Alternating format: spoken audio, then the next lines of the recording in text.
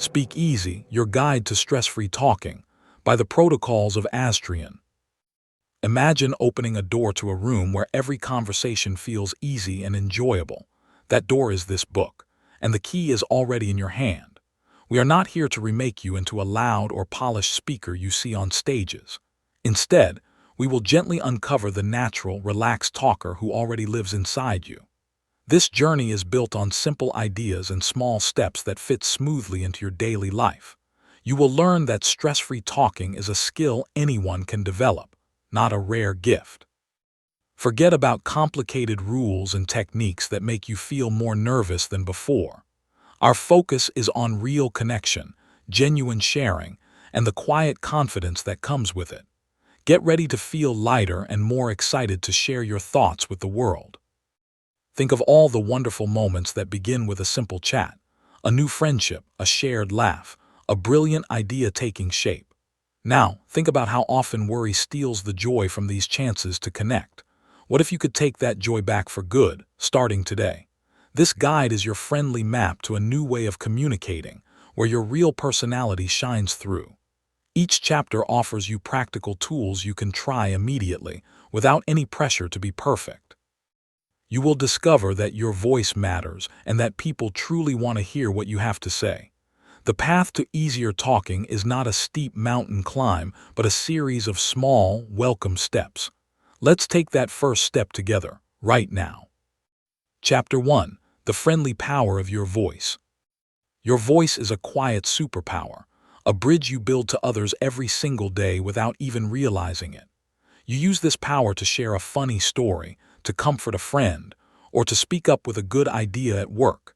Think about the last time someone's words made you feel seen, understood, or inspired. You have that same power within you. This chapter is about recognizing and embracing that incredible ability you already possess. We will move away from the scary idea of public performance and toward the joyful act of sharing. Every conversation, from a quick hello to a planned talk, is a chance to connect heart to heart. This simple shift in thinking is your first and most important step toward speaking easy. Let's begin by celebrating the friendly, powerful tool that is your natural voice. Now, let's explore the magic that happens when you speak from a place of sharing rather than performing. A performance feels like a test where you might be judged, and that pressure creates a knot of stress in your stomach. Sharing, however, feels like offering a gift from your mind and heart to the listener. When your goal is to share, you stop worrying about every single word being perfect. You start focusing on whether your message is clear and whether it reaches the other person. This focus naturally relaxes your body and calms your racing thoughts almost immediately. Your listener will feel this difference, becoming more open and engaged with what you are saying. This approach transforms a scary monologue into a comfortable two-way conversation. You are not there to impress anyone. You are there to connect, and that makes all the difference. Think about a time you explained something you love to a curious friend. Your passion made the words flow easily, right? That is the energy we want to capture and use in all your speaking moments. Your genuine interest in a topic or a person is the best fuel for easy, stress-free conversation. We will practice finding that spark of curiosity before you even start to talk. This spark lights up your face and adds a warm, inviting tone to your voice without any effort. People are naturally drawn to others who speak with this kind of authentic enthusiasm. It makes your talking feel less like a task and more like a discovery you are making together. This chapter will help you find and fan that spark in everyday chats. Get ready to see how your natural passion makes talking not just easy, but truly fun. Let's tackle a big myth right now, the belief that great speakers are never nervous before they talk. The truth is, everyone feels those butterflies. The difference is in what they do with that feeling. Successful communicators see nervous energy not as a threat, but as a source of excitement and focus. They have learned simple tricks to welcome those butterflies and guide them to fly in formation. You will learn these same tricks, starting with how to reframe the physical signs of nerves. A racing heart is just your body preparing to give you energy and alertness. Those clammy hands are simply a sign that you care about making a good connection. We will use this awareness to break the cycle of fear before it even starts. Your nerves are about to become your greatest allies on this journey. Finally, let's set your first, simple goal for speaking easy. Aim for connection, not perfection. Perfection is a heavy, impossible burden that will strain your voice and stifle your personality. Connection is a light, achievable goal that leads to real understanding and memorable conversations. When you walk into a room, your mission is to connect with just one person or one idea, not to dazzle the entire crowd. This takes the enormous pressure off your shoulders and lets you breathe more freely. You will find that when you aim for a true connection, your words become more honest and relatable. People are not looking for a flawless robot. They are looking for a real human being to talk to. That real human being is you, and you are more than enough to connect beautifully. Chapter 2: Taming the Butterflies, Your Stress-Busting Toolkit. Everyone feels those flutters in their stomach. It is a universal sign you care, not a sign you will fail. Your nervous energy is pure fuel that can make you more alert and alive when you speak. We are going to learn how to channel that energy into enthusiasm and powerful presence. This chapter gives you a practical toolkit you can use anywhere, from a video call to a party. These are not complicated exercises, but quick, effective mental and physical resets. You will learn that calm confidence is not the absence of nerves, but the gentle mastery of them. Get ready to reclaim all that good energy and use it to shine brightly in any conversation. First, let's master the simplest and most powerful tool in your kit: your own breath. When nerves hit, your breathing becomes shallow, which tells your brain you are in danger. By taking slow, deep control of your breath, you send a new, calming message to your whole body. Try this now. Breathe in slowly for a count of 4, hold gently for 4, breathe out for a count of 6. Feel your heartbeat steady and your shoulders drop just a little with each exhale. This is your 60-second anchor, a calm-down trick you can do anytime, anywhere. Pair this breath with a positive phrase like, "I am ready," or "I am here to share." This powerful practice breaks the panic cycle before it can truly begin.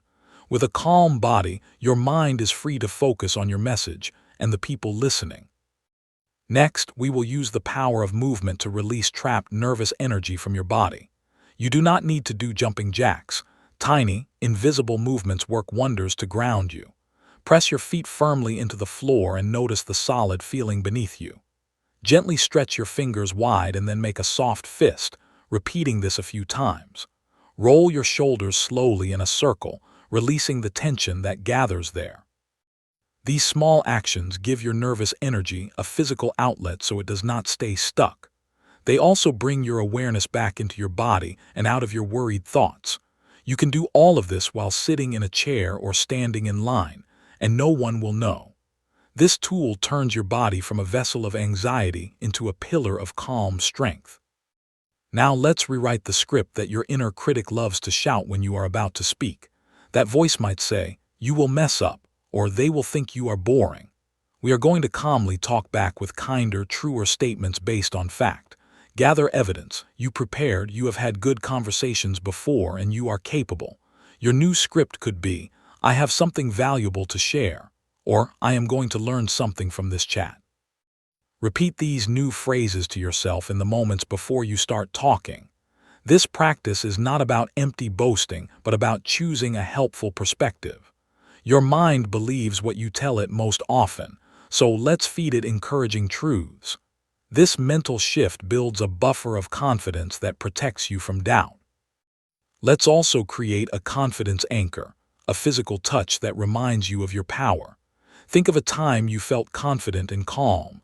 Really feel that memory in your body. Now, press your thumb and forefinger together gently.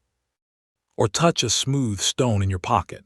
As you do this simple action, reconnect with that feeling of calm assurance from your memory.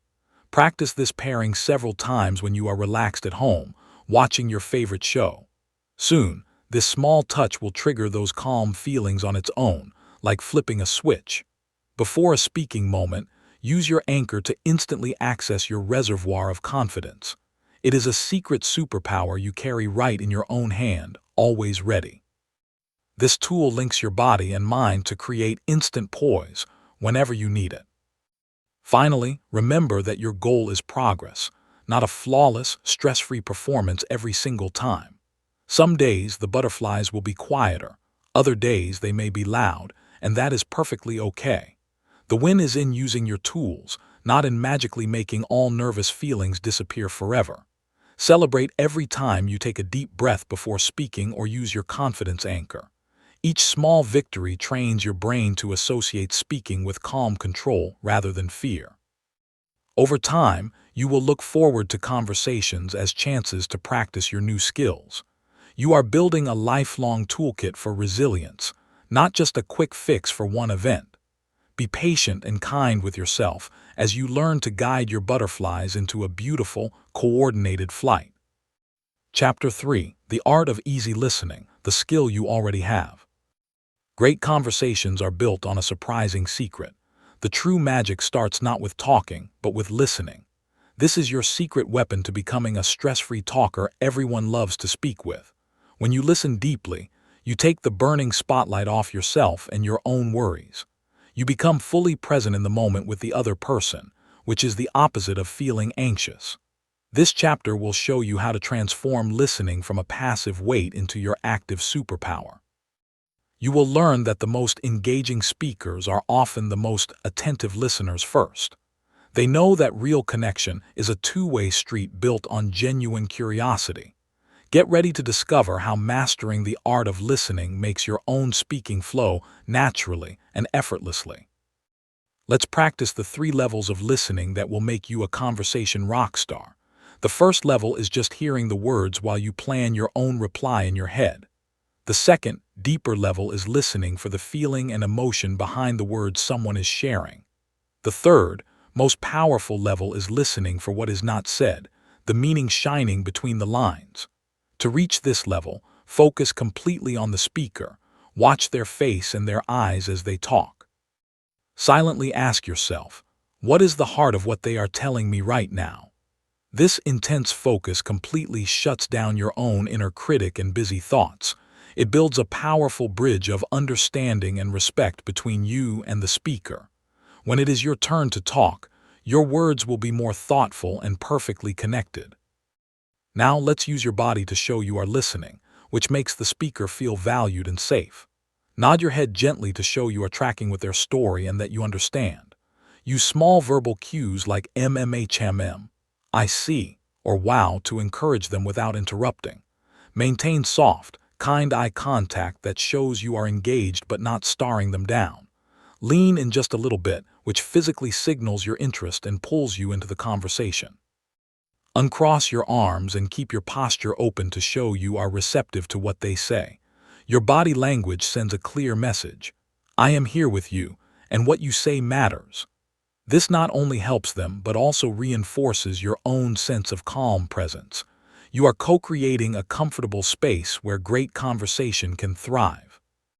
A fantastic tool for deep listening is called reflecting, and it is simpler than it sounds. After someone shares a thought or story, briefly repeat the core idea back in your own words. You could say, "So what I'm hearing is that you're really excited about this new project," or "It sounds like that was a frustrating experience for you." This does 2 wonderful things. It proves you were truly listening, and it checks for understanding. It gives the speaker a chance to clarify if you miss something, preventing confusion later. This reflection makes the other person feel deeply heard and respected on a fundamental level. It also buys your brain a moment to think of a genuine response instead of a rushed one. This simple practice builds incredible trust and rapport in record time. Let's also explore listening to understand, not to respond or to fix the speaker's problem. Often when someone shares a difficulty, our first instinct is to jump in with advice or a solution. However, most people simply want to be heard and understood, not fixed in that moment. Try asking open-ended questions like, "What was that like for you?" or "How did that make you feel?" These questions invite them to explore their own experience more deeply with you as a witness. Your role is to be a supportive companion in their exploration, not the hero with all the answers.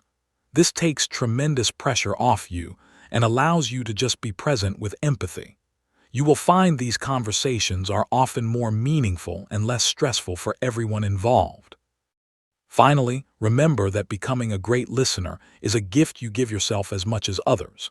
It turns every conversation into a fascinating opportunity to learn about another person's world. It fills your mind with new ideas, perspectives, and stories that you would never have discovered otherwise. This constant learning makes you a more interesting and well-rounded person and conversation partner. The practice of focused listening is also a form of meditation that keeps you anchored in the now. It is impossible to be anxiously worrying about the future when you are fully absorbed in listening. By making listening your superpower, you build endless social confidence without saying a word. Then, when you do speak, your words will carry the weight of true understanding and connection. Chapter 4. Your first words, starting any conversation with ease. That very first moment of a conversation can feel like the hardest step, but it does not have to be a hurdle. We are going to throw away the idea of a perfect opening line that you must memorize and perform. Instead, you will learn to start chats based on simple observations and genuine, warm curiosity. This approach is authentic, low pressure, and works in almost every situation you can imagine. Think of it as gently opening a door for connection rather than knocking it down with a rehearsed speech. In this chapter, you will collect a menu of easy, comfortable ways to begin talking with anyone. These starters are simple phrases that will feel natural and true coming from you. Let's turn that nervous first moment into an exciting opportunity for a wonderful new connection. Here is your new best friend. The observation and curiosity key to unlocking any conversation. Start by quietly noticing something positive or neutral in your shared environment right at that moment. It could be the interesting book they are carrying, the long line you are both standing in, or the music playing in the cafe. Then, turn that observation into an open-ended question that invites them to share their view or experience. For example, I couldn't help but notice your bag. It's unique. Where did you find it? Or, this speaker is great. What part has stood out to you so far? This formula works because it is based on the real world in front of both of you. It shows you are present and interested in more than just passing the time with small talk. Let's practice this in the safest, lowest stakes environments to build your confidence muscle. Start with the friendly cashier at your regular grocery store or coffee shop. Simply make an observation about the weather, the store, or how busy the day seems. Your goal is not a deep chat but a brief, pleasant exchange that ends with a smile. Next, try it with a neighbor you see in the hallway or while getting your mail. Comment on their garden, their friendly dog, or a community event you both might know about. These mini conversations are like doing reps at the gym for your social confidence. They teach your brain that starting a chat is normal, safe, and often leads to positive feelings. Watch how these small openings can become bright spots in your everyday routine. What if your mind goes totally blank and you cannot think of a single observation to make? Do not worry. We have a fantastic fallback plan that works like a charm every single time. You can always use a universal, open-ended question that applies to almost any social situation. Simple questions like, "What brings you here today?" or "How has your week been so far?" are wonderful and warm. You can also use the classic, "So, what's your story?" said with a friendly, casual smile. These questions are effective because they hand the conversational ball directly to the other person gracefully. They show you are interested in them, and most people enjoy sharing a little about themselves. This takes the pressure off you to be clever and lets you relax into the role of a curious guide. Now let's add a layer of warmth to your first words through your tone of voice and your face. Before you speak, take that deep breath we practiced and let a small, natural smile touch your eyes. Your smile is a silent signal that says, "I am friendly and approachable," before you even say hello. Speak at a comfortable pace, not too fast from nerves, and let your voice sound warm and inviting. Imagine you are speaking to a friend you are happy to see, even if this person is new to you. This friendly energy is contagious and will put the other person at ease immediately. They will sense your calm, open attitude and will be much more likely to respond in kind. Your first words are not just about the words, but about the welcoming feeling you convey with them. Finally, remember that not every conversation starter will lead to a long, deep discussion, and that is perfectly fine. Your only job is to open the door politely. The other person chooses whether to walk through it with you. If they give a short answer and seem busy or closed off, simply smile and wish them a nice day. This is not a rejection of you. It is just a reflection of their mood or situation in that moment. Celebrate your win for being brave enough to extend the invitation for connection in the first place. Each attempt strengthens your skill and makes the next starter even easier and more natural. You are building a habit of openness that will attract wonderful people and conversations into your life. Keep practicing, and soon starting a chat will feel like a fun game, not a daunting task. Chapter 5. The Flow Zone, Keeping the Chat Alive and Fun. You have started the conversation, and now you are in the wonderful dance of back and forth talking. The goal here is not to be fascinating every single second, but to keep the ball moving smoothly between you. Think of a great chat like a gentle, enjoyable game of catch where you easily toss the topic back and forth. This chapter is your guide to finding that easy rhythm, which we will call the flow zone. In the flow zone, you are not overthinking your next move. You are engaged and following the natural thread. You will learn graceful ways to add your thoughts, ask follow-up questions, and transition between ideas. Say goodbye to awkward silences and hello to enjoyable, effortless conversation that feels good for everyone. So how do you keep the conversational ball in the air with such easy grace? The magic is often in the thoughtful follow-up question based on what the other person just said. When someone shares something, listen for a keyword, a detail, or an emotion you can gently explore further. If they say, "I had such a busy weekend with my family," you can ask, "What was the most fun part of all that busyness?" This shows you were listening and moves the talk to a more positive, specific place. If they mention a hobby, ask how they first got started with it or what they love most about it. These questions demonstrate genuine interest and invite them to share more of their story. The conversation deepens naturally without you having to force it or carry it alone. Now let's learn how to smoothly add your own thoughts and stories to the mix without hijacking the conversation. The key is to use what we call a soft handoff that connects your point to theirs. Use simple transition phrases like, "That reminds me of when I," or "What you said about X makes me think about Y." For example, if they talk about a great hiking trip, you could say, "That sounds amazing. It reminds me of a funny story from my first camping trip." This technique weaves your contribution into the existing topic fabric seamlessly. It shows you are building on the shared conversation, not just waiting to talk about yourself. This keeps the flow collaborative and makes the other person feel their contribution was valuable. What happens when there is a lull and the ball seems to have landed softly on the ground between you? First, know that a small pause is completely natural.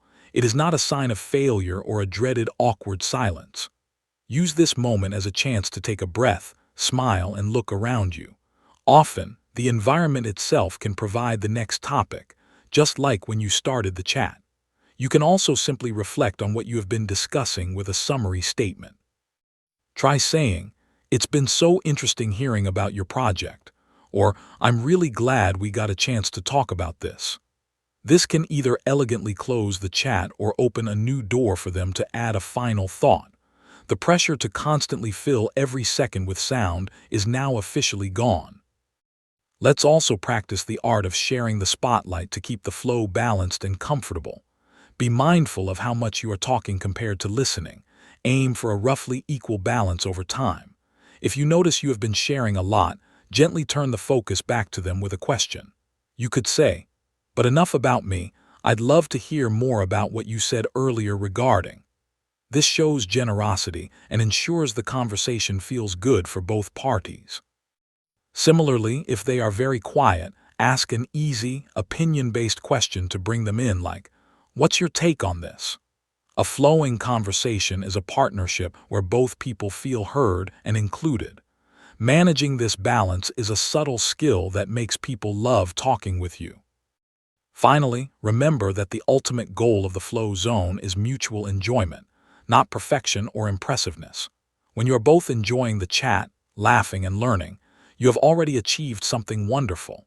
Let go of monitoring yourself too critically and instead tune into the shared good feeling in the air. Your enthusiasm and relaxation will be contagious, putting the other person even more at ease. Celebrate these moments of easy connection as the great successes they truly are. Each conversation that flows well builds your confidence and your belief in your social ability. You are not just learning to talk, you are learning to create little pockets of joy through conversation. Now go out and enjoy the beautiful, easy flow of connecting with another person. Chapter 6. Body Talk, Speaking Without Saying a Word. Long before you utter your first word, your body is already telling a vivid story about how you feel. Your posture, your eyes, your hands, and your smile send powerful, silent messages to everyone you meet. The fantastic news is you can use this body talk to build instant calm and confidence for yourself from the inside out. When you choose to adopt confident, open body language, your mind actually starts to believe it and feel more confident too. This chapter is about aligning your outer presence with your inner desire to connect easily and warmly. We are not aiming for stiff or perfect poses, just for open, grounded, and friendly nonverbal cues. Get ready to discover how small, simple tweaks can transform how you feel and how others see you. Let's build your posture of quiet confidence from the ground up, starting with your foundation. Feel your feet planted firmly on the floor, whether you are standing or sitting. This grounds you and stops nervous fidgeting. Gently roll your shoulders back and down just an inch. This opens your chest and helps you breathe deeply and fully. Imagine a soft, invisible string is lifting the crown of your head gently toward the ceiling. This alignment makes you look alert, respectful, and self-assured without any effort at all. It also physically creates more space in your torso for calm, easy breaths to flow in and out. Practice this stance in front of a mirror at home until it begins to feel natural and comfortable. This is not about being rigid, but about finding a strong, relaxed, and ready position. Now let's focus on the trifecta of warmth: your eyes, your smile, and your nods, which together create instant connection. Soften your eyes to appear kind and approachable, letting the skin around them crinkle slightly. Make gentle, natural eye contact, looking at the person's eyes but also occasionally at their nose or mouth to avoid staring. Allow a small, genuine smile to touch your lips. It relaxes your entire face and acts as a universal welcome sign. Nod occasionally while listening to show you are tracking with their words and that you understand. These three signals together say, "I am friendly, I am paying attention, and I am happy to be here with you." People will unconsciously respond to this warmth with warmth of their own. What should you do with your hands, those sometimes awkward companions during a conversation? The key is to keep them relaxed and use them naturally to express yourself, not to hide. Let them rest comfortably at your sides or in your lap when you are not using them to make a point. If you are standing, you can loosely clasp them in front of you or let one hand hold the opposite arm. Avoid crossing your arms tightly, as this can signal you are closed off or defensive, even if you are not. When you are talking, feel free to use open palm gestures to help explain your ideas. It makes you look engaged. The goal is to look natural, not like you are thinking hard about where your hands should be. With practice, your gestures will flow as naturally as your words. Let's also explore the power of mirroring, a subtle way to build rapport without saying a single word. This means gently and naturally matching the other person's body language, energy level, or tone of voice. If they are leaning in, you can lean in a little as well. If they are speaking softly, you might soften your own voice. This is not about mimicking them exactly, which would feel strange, but about harmonizing with their rhythm. Mirroring creates a subconscious sense of similarity and understanding between two people. It tells their brain, on a very basic level, that you are like them and that you are safe. This technique can help put both of you at ease and make the conversation feel more synchronized and flowing. Finally, remember that confident body language is a loop that feeds your confident feelings, which then improves your body language. Start your day by standing tall for 2 minutes with your shoulders back and a slight smile on your face. Notice how this simple act can shift your mood and your self-perception before you even leave the house. Before any speaking situation, take a moment in private to strike your power pose and take a deep breath. Walk into the room carrying this sense of physical calm and openness with you. Your body is not just along for the ride, it is an active partner in creating your experience. By speaking kindly to yourself with your posture and your face, you tell the world you are ready and willing to connect. Let your body do some of the talking and feel how much easier the words become. Chapter 7. Finding your words when it counts. There will be moments when you need to share your thoughts clearly, and you cannot rely on notes or a script. Maybe your boss asks for your opinion in a meeting, or a friend needs your thoughtful advice. The sudden pressure to be clear and quick can make your organized thoughts scatter like startled birds. Do not worry. This chapter gives you a simple, reliable map to organize your ideas on the spot. You will learn a straightforward, 3-part structure that makes any message easy to follow and hard to forget. We will practice using clear, everyday language that anyone can understand immediately. Your goal is not to sound like a formal expert, but to sound like your best, clearest self. Let's unlock the skill of thinking on your feet with calm, purposeful clarity. Here is your go-to structure for any impromptu moment. Think of it as a mini-story with a clear beginning, middle, and end. Start with your main point, the one core idea you want them to remember, stated simply and upfront. For example, I believe we should postpone the launch, or my main takeaway from the event was the importance of community. This gives your listener an immediate anchor and shows you are direct and organized. Next, provide 1 or 2 reasons or a piece of supporting evidence for your main point. Keep it concise. The reason is, our testing revealed a critical bug, or I say that because the speaker shared a powerful story that really illustrated it. This builds a logical case without overwhelming details. Now for the powerful finish, end with a conclusion or next step that wraps your thought neatly. This could be a restatement of your point, a suggestion, or a question to engage others.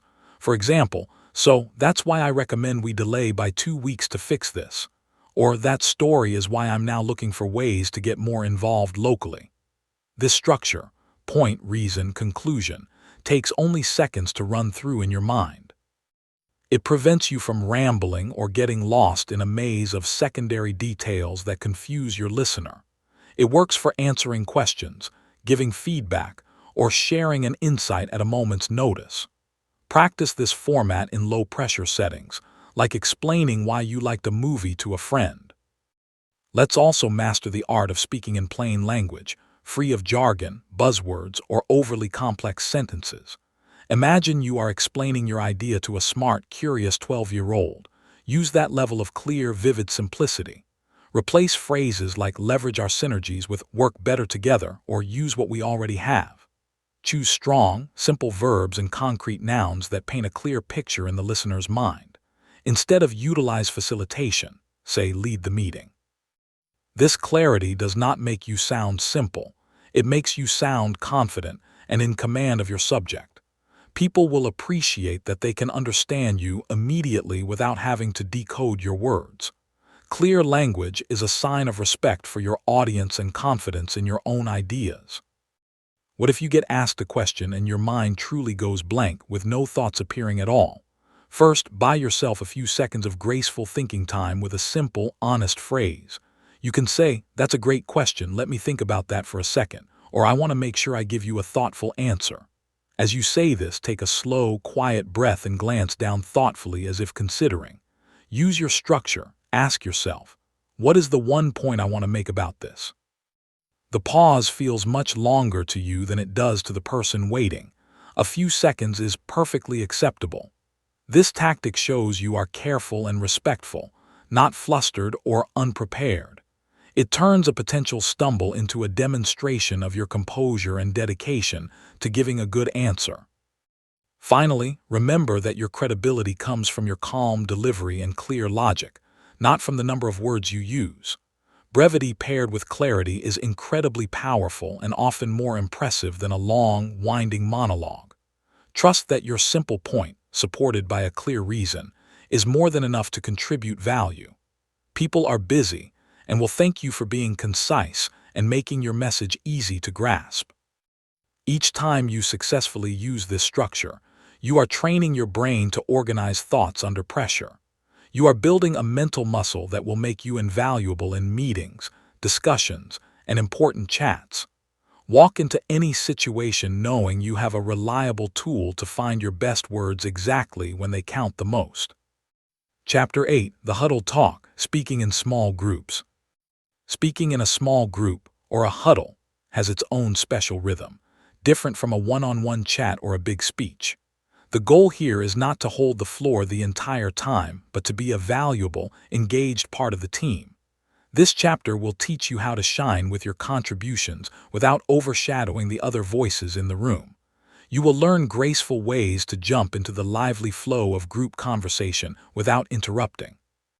We will also explore the subtle, powerful art of including others who might be hanging back. Get ready to become the kind of group member everyone appreciates and remembers positively. Your confidence in small groups is about to grow in a big, noticeable way. First, let's master the skill of entering the conversation smoothly, which we will call finding your gateway. Listen actively to the current speaker and look for a natural pause or the completion of their thought.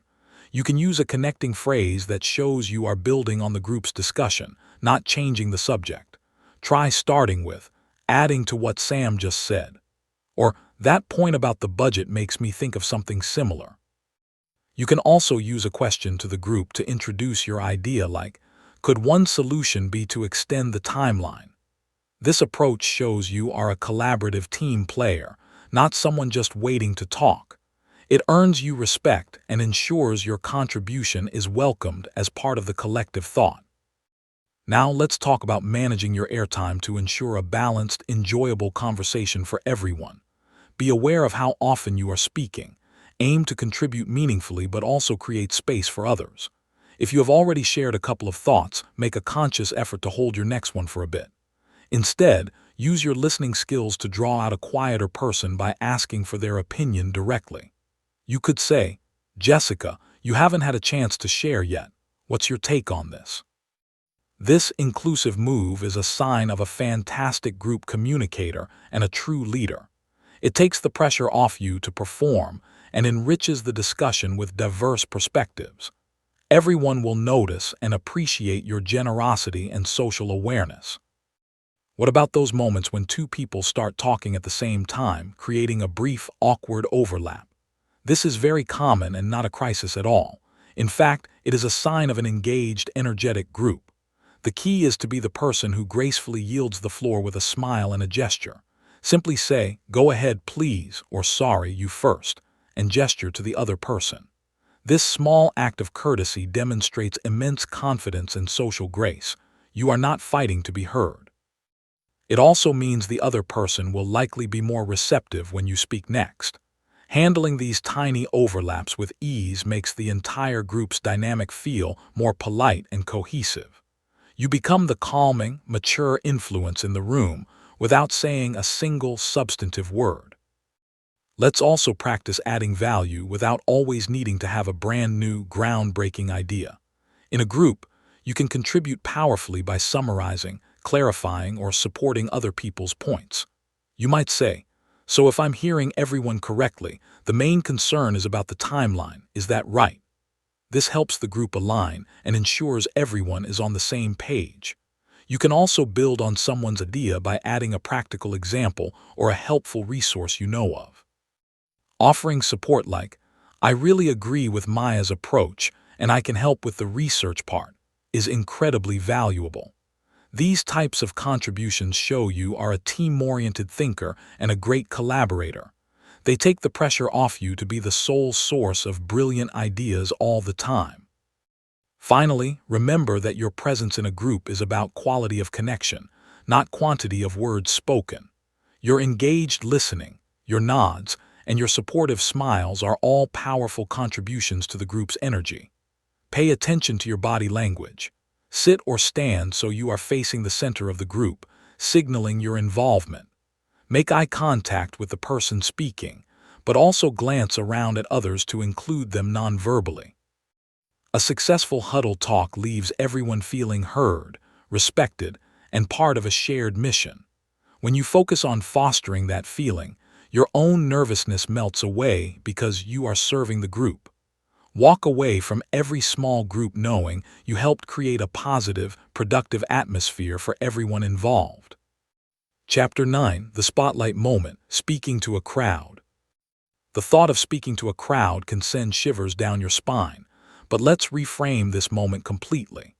This is not about performing for a critical audience of strangers who are waiting to judge you.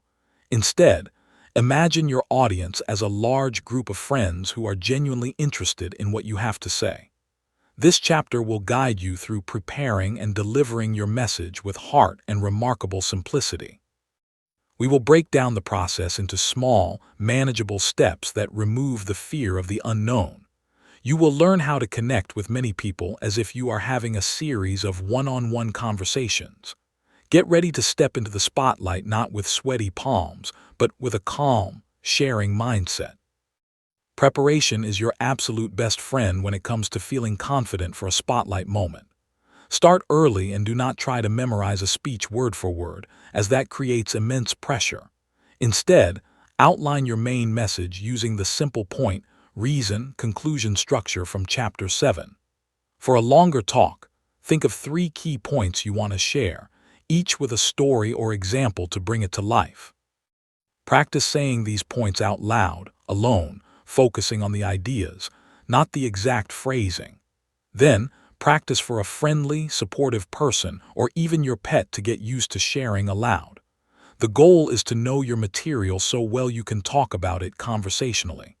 This kind of preparation builds a solid foundation of knowledge that nerves cannot shake. Now let's transform your relationship with the audience from the moment you walk onto the stage or into the front of the room. As you take your place, take a deep, centering breath and plant your feet in your confident posture. Look out at the crowd and smile. See them as individual people, not a scary, blurry mass. Pick out 3 friendly faces in different parts of the room, left, center, and right, to make eye contact with as you speak. Speak directly to these people, one at a time, as if you are explaining your idea just to them. This technique makes a large crowd feel small and manageable, almost like a series of small huddles. Your delivery will become more personal, warm, and connected because of this simple shift. What about those nerves that might still pop up right as you are about to begin speaking?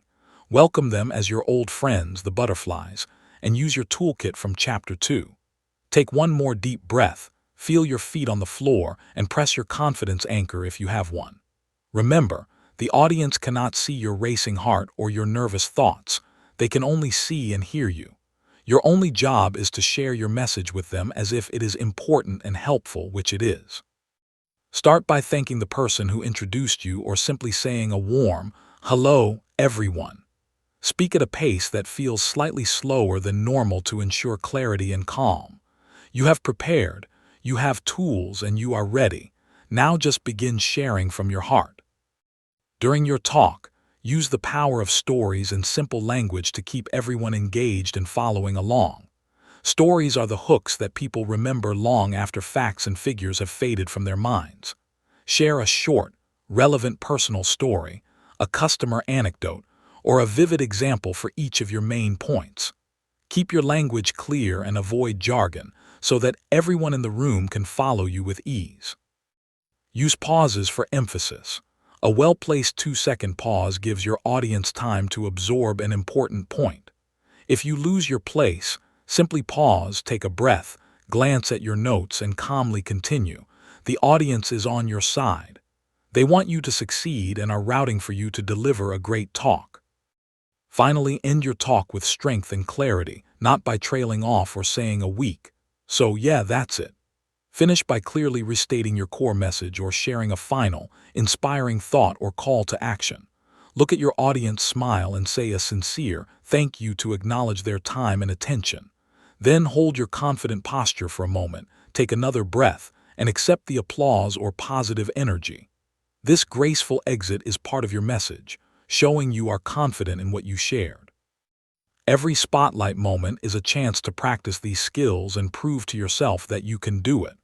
Walk off the stage knowing you connected, you shared, and you were authentically yourself in front of everyone. That is the greatest success of all. Chapter 10: The Digital Room, Being Heard on Video Calls. Speaking through a screen in a digital room has its own unique rules and challenges compared to talking in person. Your voice and your presence have to work a little harder to cross the digital divide and create connection. This chapter is your guide to showing up confidently and clearly on video calls, from team meetings to virtual parties. We will set up your physical space and your tech to make you look and sound your absolute best. You will learn how to use your voice and your eyes to engage people even through a camera lens. Get ready to become someone people love to see and listen to in every online meeting. First, let's create a background and setup that makes you look professional, calm, and distraction-free. Position your camera at eye level or slightly above. Use books or a stand so you are not looking down at the lens. Sit facing a window for soft, natural light, or get a small lamp to shine on your face from the front. Choose a clean, simple background, a plain wall, a tidy bookshelf, or a virtual background that is not too busy. Check what is behind you to ensure there is nothing distracting or messy that could pull attention away from you. This setup does not need to be perfect, but it should make you feel good about how you appear on screen. When you look good, you naturally feel more confident and ready to focus on the conversation. Now let's master your on-camera presence, starting with where you look, which is the single most important tip. You must look directly at your camera lens when you are speaking, not at the faces of people on your screen. Looking at the camera creates the illusion of direct eye contact for everyone else in the meeting. It feels a bit strange at first, but it makes you appear engaged, trustworthy, and focused. When you are listening, it is fine to look at the other speaker's video feeds on your monitor. Place the video window of the main speaker as close to your camera as possible to minimize eye movement. This simple practice of eyes on the lens will dramatically improve your connection with your audience. They will feel you are talking directly to them, personally. Your voice is your other superpower on video calls, as audio quality can make or break how people hear you. Use headphones with a built-in microphone if possible. They provide clearer audio and prevent annoying echo. Speak with a slightly more energized and clear tone than you might in person, as microphones can flatten your voice. Enunciate your words carefully and remember to pause slightly more to allow for any tiny audio lag. Before an important meeting, do a quick audio check with a friend or using the meeting software's test feature. Being able to hear you clearly is a gift of respect to everyone else on the call. A good, clear voice combined with eye contact makes you a standout communicator in the digital space. What about managing the unique challenges of group video calls, where talking over people is even easier? Use the raise hand feature if the meeting is formal, or rely on clear visual and verbal cues in smaller calls. Nod visibly when you agree with someone to show you are engaged without interrupting. When you want to speak, lean in slightly toward the camera and open your mouth as if to start, which often signals others. You can also say the person's name softly. "John, I'd like to add to that," to politely claim your turn. Mute yourself when you are not speaking to avoid background noise, but remember to unmute when you lean in to talk. These digital manners keep the conversation flowing smoothly and make you a pleasant participant. Finally, remember that connection is still the goal, even when you are all little squares on a screen. At the start or end of a call, take a moment for a little human connection. Ask how everyone's weekend was or comment on a virtual background.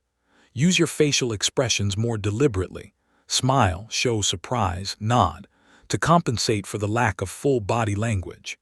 If the meeting allows, use the chat function to share a quick supportive comment or a relevant link. Your effort to connect personally makes the digital room feel warmer and more collaborative for everyone. Log off from each call knowing you were present, clear, and contributed to a positive online environment. You have just mastered the art of being heard and felt, even from miles away. Chapter 11. The Important Chat. Tough Talks Made Easier. Some conversations feel heavy before they even begin, whether it is giving feedback, discussing a problem, or saying no. These important chats do not have to be battles. They can be bridges to better understanding and stronger relationships. This chapter provides a gentle, respectful framework for navigating these talks with calm and clarity. We will learn how to set the right stage, use language that protects the relationship, and find common ground. Your goal is to express yourself honestly while leaving the other person's dignity fully intact.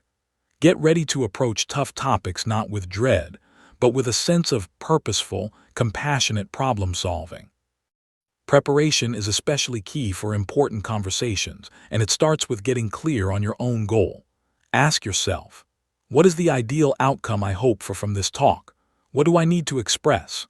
Write down a few key points you want to make, focusing on facts and your own feelings, not accusations. Choose a private, neutral setting and a time when you are both unlikely to be rushed or stressed. You can even set a positive tone by starting the invitation kindly. I'd value your perspective on something. When might be a good time to chat? This thoughtful setup shows respect for the other person and the relationship. It also gives your nervous system a sense of control and structure before the conversation begins. When you start the conversation, begin by stating a positive intention or a shared goal to create a collaborative atmosphere. You could say, I really value our working relationship and I want to make sure we're on the same page about the project. Or, you're important to me and I want us to be able to talk openly about this. Then, state the situation simply and objectively without dramatic or blaming language.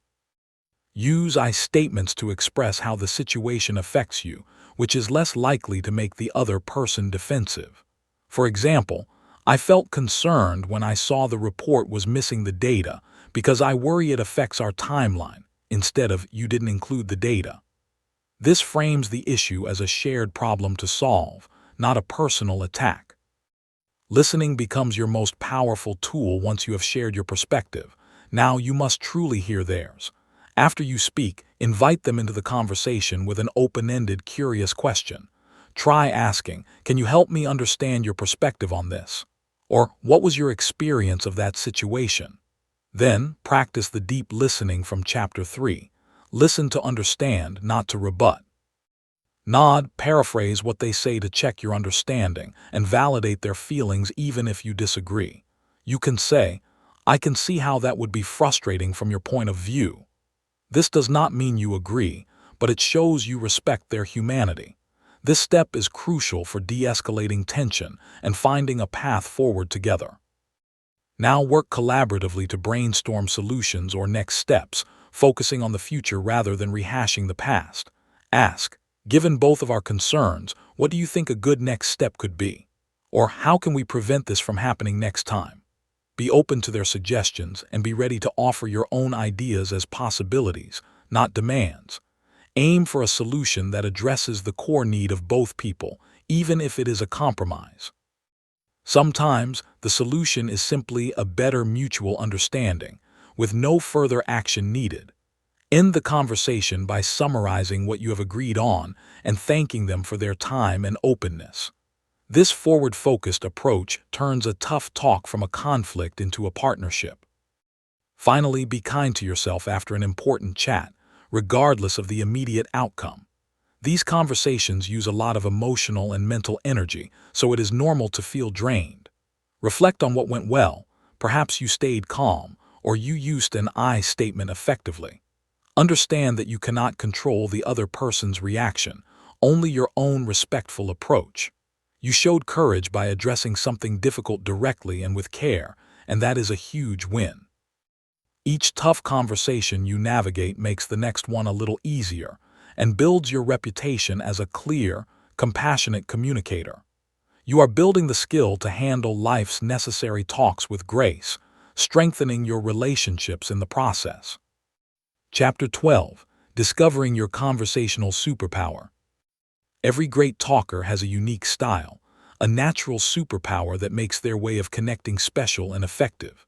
You have one too, and this chapter is about discovering and celebrating your own authentic conversational style. We are not trying to copy someone else's charm. We are unlocking the charm that is inherently yours. You will identify whether you are a natural storyteller, a connector, a clarifier, or another wonderful type. Then, you will learn to play to those strengths while borrowing skills from other styles to become well-rounded. Get ready to see your natural tendencies not as flaws, but as the foundation of your personal speaking power. Your confidence will soar when you realize you already have exactly what you need. Let's explore some common conversational superpowers to see which one feels most like home to you. Are you the storyteller, who makes points vivid and memorable with personal tales and examples? Are you the connector, who excels at finding common ground and making everyone feel included and valued? Maybe you are the clarifier, who can listen to a complex issue and summarize it with perfect, helpful simplicity. Or perhaps you are the enthusiast, whose genuine passion and excitement for topics are infectious and energizing. You might be the questioner, who deepens discussions with thoughtful, curious inquiries. There is no best style. Each is a valuable and needed ingredient in the world's conversations. Which description made you nod your head and think, "Yes, that's me"? Now let's practice leaning into your superpower deliberately in your next few conversations. If you are a storyteller, prepare a short, relevant anecdote before a meeting or social event. If you are a connector, make it your mission to introduce two people or find one common interest with someone new. If you are a clarifier, listen for the main thread in a group chat and gently summarize it for everyone. Notice how using your innate strength feels easy, natural, and highly effective. People will respond positively to your authentic expression, which will boost your confidence even more. This is not about being someone else. It is about being more of your best, natural self. Your superpower is your shortcut to engaging, stress-free communication. Of course, even superheroes have areas they can strengthen, and that is where borrowing comes in. Identify one skill from another style that you admire and that would complement your own. If you are a passionate enthusiast, you might borrow the questioner's skill of asking others more about their interests. If you are a thoughtful clarifier, you might borrow the storyteller's skill of adding a brief example to make your point stick. Practice this borrowed skill in low-stakes settings, like with family or close friends, where there is no pressure. Think of it as adding a new tool to your utility belt, not changing your entire identity. This makes you a more versatile and adaptable communicator without losing your core authenticity. Pay attention to the feedback you get from others when you use your superpower. It is your confidence fuel. You might hear, "I love how you explain things," or "You always ask the best questions," or "Thanks for remembering that about me." These comments are direct evidence of the positive impact your natural style has on people. Write them down or simply hold them in your heart as reminders of your conversational value. This external validation, combined with your own good feelings, builds a solid belief in your ability. You are not pretending or performing. You are contributing in a way that is uniquely and powerfully you. Let this knowledge be the quiet confidence you carry into every room, virtual or real. Finally, remember that your style is not a box but a home base, a comfortable place you can always return to. Some days you will feel more like using your superpower, and other days you might rely more on your borrowed skills. The goal is fluidity and choice, allowing you to match the needs of the conversation and the people in it. You are developing a full palette of colors to paint your conversations with your superpower as the brightest hue. Celebrate this journey of self-discovery as one of the most rewarding parts of learning to speak easy. You are not becoming a generic good speaker. You are becoming the best, most effective version of yourself when you talk. Now go out and let your unique conversational light shine brightly for all to see and enjoy. Chapter 13. Bounce Back: How to Handle Any Stumble. Every single person who ever talks will have a moment they wish they could redo, a stumble, a slip, or a silence. These moments are not failures. They are universal human experiences and proof you are putting yourself out there. This chapter is your guide to bouncing back from any conversational hiccup with grace and even humor. You will learn what to say when you think you have messed up, how to laugh it off, and how to smoothly move forward. More importantly, you will learn why these small imperfections often make people like and trust you more. Get ready to take the fear out of making mistakes, because they are no longer a threat to your confidence. Your ability to recover smoothly will become one of your greatest strengths. First, let's normalize the stumble by listing all the common ones that happen to absolutely everyone.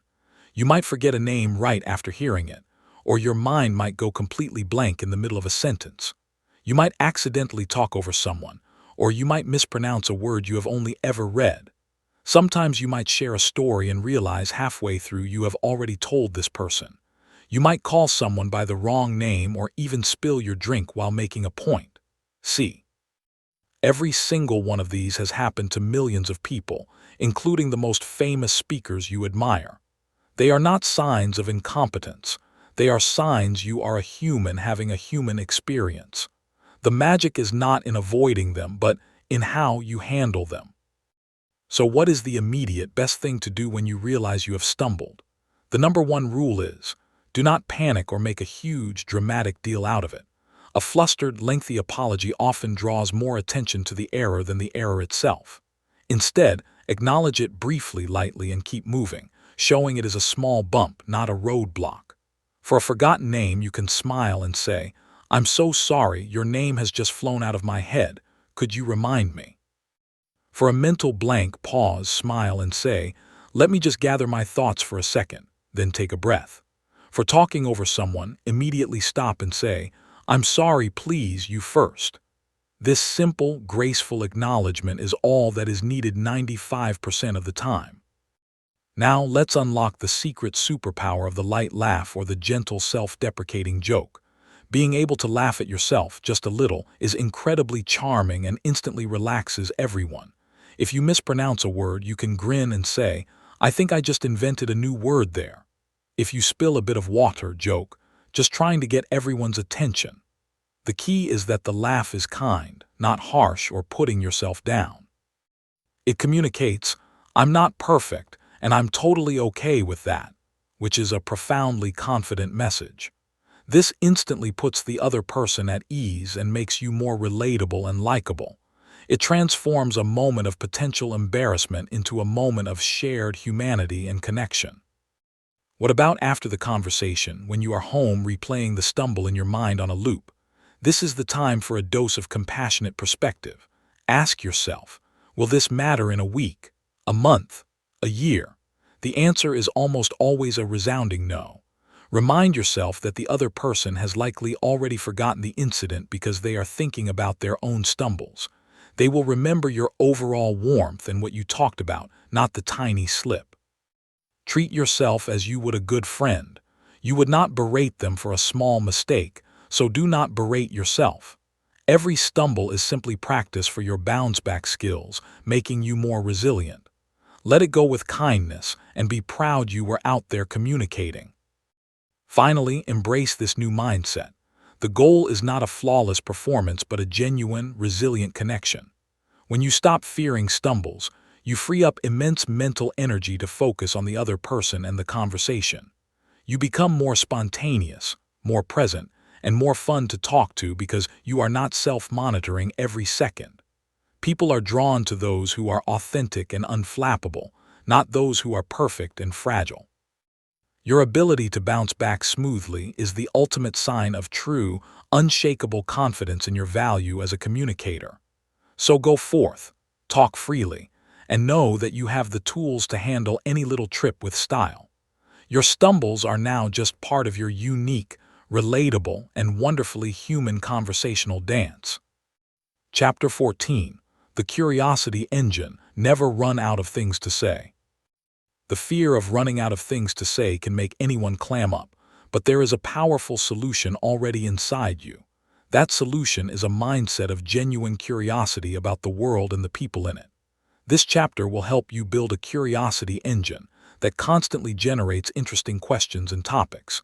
You will learn how to turn everyday observations into fascinating conversational fuel. We will practice the habit of wondering why and how about the ordinary things around you. Get ready to see the world as an endlessly interesting place full of conversation starters. When your curiosity is turned on, you will never truly be at a loss for words again. Let's start by sharpening your observation skills, which are the antennae for your curiosity engine. As you go through your day, actively notice small details you normally overlook. Look at the architecture of buildings, the types of plants in a park, the variety of people on your commute, or the design of a product you use. Ask yourself silent questions about what you see. I wonder who designed this park? Or how does that coffee machine work? Or what's the story behind that old building? This is not just for conversation. It is a practice that makes your daily life more rich and engaging. These observations become a personal bank of topics you can draw from at any time. The world is full of prompts. You just need to tune your mind to notice them. Now, let's direct that curiosity toward people, which is the most powerful source of endless conversation. Every single person you meet is an expert in something, has a unique story, or has an interesting opinion. Your mission is to find out what that is by being a friendly, interested detective. Move beyond basic questions like, "What do you do?" to more engaging ones like, "What's the most interesting part of your work?" Or, "What are you passionate about outside of your job?" If you know their job, ask, "What's a common misunderstanding people have about what you do?" People love to talk about their experiences and perspectives when asked with sincere interest. Your curiosity gives them a gift, the chance to be seen and heard. What about when you are in a conversation and want to keep it moving to a deeper, more interesting level? Use the ladder of abstraction technique by asking questions that move from general to specific. If someone says they like cooking, you can ladder up to the general. What do you love about cooking as a form of creativity? Or ladder down to the specific. What's one dish you've mastered that you're really proud of? Another great technique is to ask for comparisons or favorites. What's the difference between X and Y? Or what's your favorite memory related to that? These types of questions require more thought and sharing than simple yes-no questions. They unlock stories and opinions, which are the gold mines of great conversation. Let's also feed your curiosity engine by diversifying your own inputs and experiences. Read articles on topics you know nothing about. Listen to podcasts from different fields or watch documentaries. Try a new hobby, visit a new neighborhood, or taste a cuisine you have never tried. This does not make you an expert, but it gives you a wealth of new things to be curious about and ask others about. You can say, "I was just listening to a podcast about urban beekeeping. It's fascinating. Do you know anything about that?" Your own exploration makes you a more interesting person and gives you endless material to connect with others. Curiosity is a muscle that grows stronger the more you feed it new and diverse information. Finally, remember that curiosity is a state of playful exploration, not an interrogation. Your tone should be light, your questions should feel like gifts, and you should always be ready to share a little of yourself too. If you ask about their travel, be prepared to share a short travel story of your own in return. The dance of curiosity is a mutual exchange of discoveries, not a one-sided interview. When you approach conversations with this open, wondering mindset, the pressure to be entertaining vanishes. You are simply on a joint adventure of learning and connecting with another fascinating person. Embrace your curiosity, and you will find that interesting things to say will flow to you as naturally as breathing. Chapter 15. Your Daily Talk Workout. making it second nature. Confidence in talking, like fitness, grows stronger with small, consistent practice woven into your daily life. This chapter is your personal coaching plan to make stress-free communication your natural, automatic habit. We will design a daily talk workout with tiny, manageable drills that build your skills without overwhelm. You will learn how to track your progress in a way that highlights your wins and motivates you to keep going. The goal is to make these practices so routine they become a part of who you are, not extra tasks. Get ready to graduate from learning skills to living them effortlessly every single day. Your new, confident voice is waiting to become your most natural sound. Let's design your daily workout, which should take no more than 5 to 10 minutes total. Start with a morning mindset minute. While brushing your teeth, stand tall, smile at yourself in the mirror, and say one positive affirmation about your voice. For example, today, I will connect easily, or my words are valuable. Next, choose one micro-mission for the day from a list you create. Your mission could be: give one genuine compliment, ask one open-ended question to a stranger like a barista, or practice your power posture while waiting in line. These missions are specific, achievable actions that put your skills into real-world practice. They are so small they feel almost like a game, not a chore. Now incorporate active listening sprints into your existing conversations. During at least one chat today, dedicate yourself to listening at level 3, listening for the unspoken meaning. Nod, make eye contact, and use one reflection like, "So what you're saying is." Do this for just that one conversation, and then mentally note how it felt. You can also do a breath anchor practice before any scheduled call or meeting you have. 60 seconds before it starts, close your eyes and take 3 of your deep, calming breaths, in for 4, hold 4, out for 6. This centers you and activates your calm, confident state. These small drills are like doing push-ups for your social confidence muscles. Tracking your progress is crucial because it turns invisible growth into visible, motivating wins. Keep a simple journal or notes app entry each evening. Do not write an essay, just note: 1. Which micro-mission you did. 2. One thing that went well in a conversation. 3. One tiny win, e.g., I remembered to smile before speaking, or I recovered smoothly from forgetting a word. The act of writing it down seals the success in your mind and trains your brain to look for what went right. On days that feel hard, you can look back and see tangible evidence of how far you have come. This is not about judgment. It is about celebration and conscious awareness of your growth. Let's also schedule a weekly conversation celebration to reflect and reward yourself. Once a week, perhaps on a Sunday evening, look over your week's notes. Acknowledge your efforts and your courage, no matter how small the action seemed. Did you start one conversation? Did you listen well in a meeting? That is worth celebrating. Reward yourself with something small and enjoyable: a special coffee, an episode of your favorite show, a walk in the park. This positive reinforcement wires your brain to associate practicing communication with good feelings. It turns the journey from a struggle into a series of rewarding milestones you genuinely look forward to. Finally, embrace the beautiful truth that this practice is now a lifelong part of your joyful, connected life. There is no finish line where you are done becoming a great communicator. It is a continuous, enriching practice. Some days your skills will feel strong and natural. Other days you might feel rusty, and that is perfectly normal. The daily workout is your gentle way of returning to your center, your confident speaking self. You now have a full toolbox and a simple plan to keep those tools sharp for the rest of your life. Go forward knowing that every interaction is a chance to practice, connect, and enjoy the sound of your own easy, powerful voice. You are now a speaker, by habit and by heart. Conclusion: the world is waiting to hear you. Look how far you have come, from possibly feeling nervous about talking to now holding a full toolkit for connection. You have learned that your voice is a friendly power, that butterflies can be guided, and that listening is a superpower. You have practiced starting chats, keeping them flowing, and speaking clearly even when it counts. You have navigated digital rooms, small groups, and tough talks with a new sense of calm and strategy. Most importantly, you have discovered your unique style and learned that every stumble is just a chance to bounce back stronger. This journey was not about changing who you are, but about unlocking the confident, clear communicator who was always there. You have done the work, and now the most exciting part begins: sharing your voice with the world.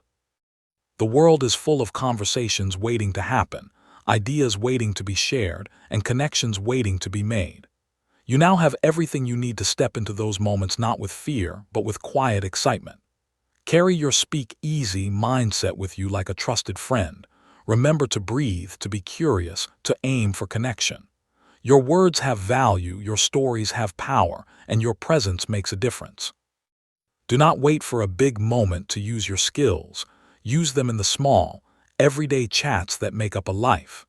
Each time you do, you strengthen your habit and spread a little more understanding and warmth. Thank you for embarking on this journey.